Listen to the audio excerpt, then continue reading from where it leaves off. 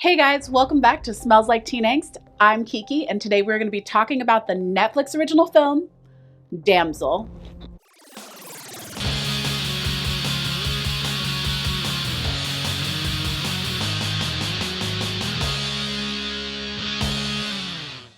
Let me tell you a little bit about the story of this film.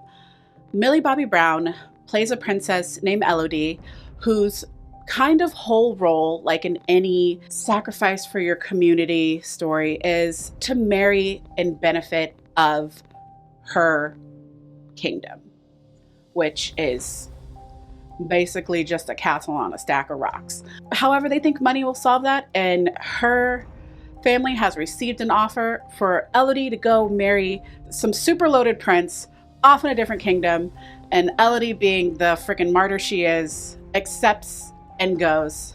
Close your eyes. I've got you. So let's get into it.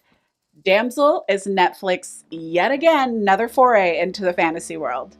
And I have to say, it hits.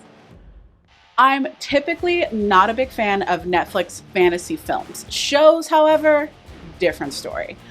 But with the Netflix budget, we never quite get where we need to be with fantasy, and sometimes it bothers me.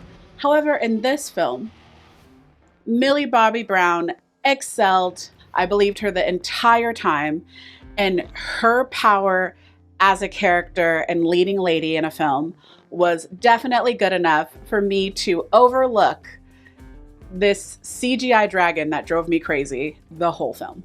But let's keep in mind, I saw this movie in a theater, which is way different than it's going to be when you're watching it at home on your TV. I'm sure it's going to look just fine. For me, different story. There's some uniquely fun things in this film, like having Angela Bassett as her stepmom. Unnecessary, but also, hey girl. Robin Wright as the evil queen. I mean, didn't need it? No. But hey girl. So great to see all these powerful women on screen. And then our lovely Nick Robinson. Hey girl, what are you doing here?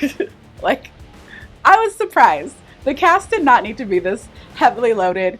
I think Millie Bobby Brown was enough for me to kind of just dive into this film. I mean, Millie Bobby Brown typically gets to play a lot of strong characters, whether it's Eleven or Enola in Enola Holmes. Elodie is a character that is a damsel, but definitely not so in distress.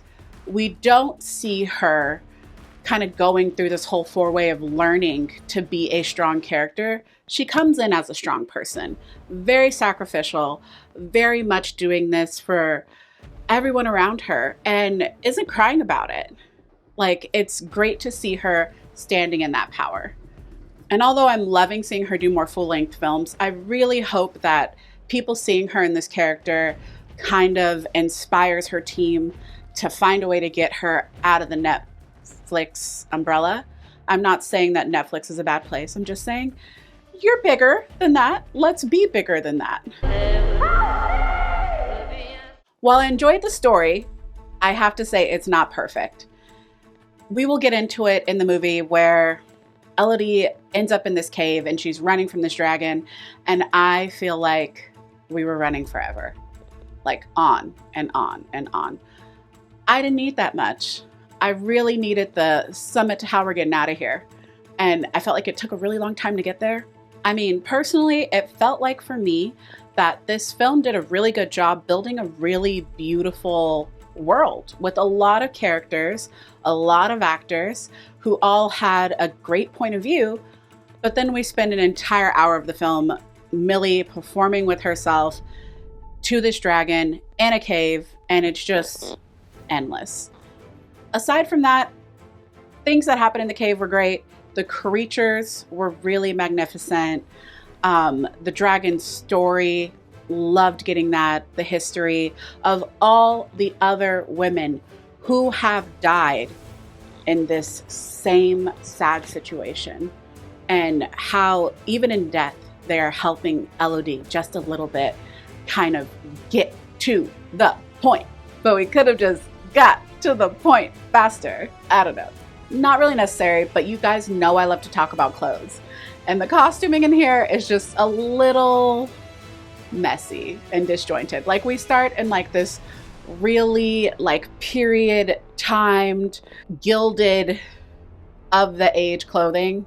And then all of a sudden, Millie Bobby Brown is in a corset with like a tattered skirt at the end, like giving her best Betty Page running through the woods. Like, it takes a real turn.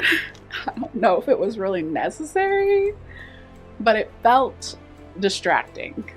Overall, though, this film was a really good watch to me. Like, I had a good time. I enjoyed myself. It is too long, but I feel like if you liked Hulu's The Princess, this is definitely up your alley. And I'm excited to hear what you guys think.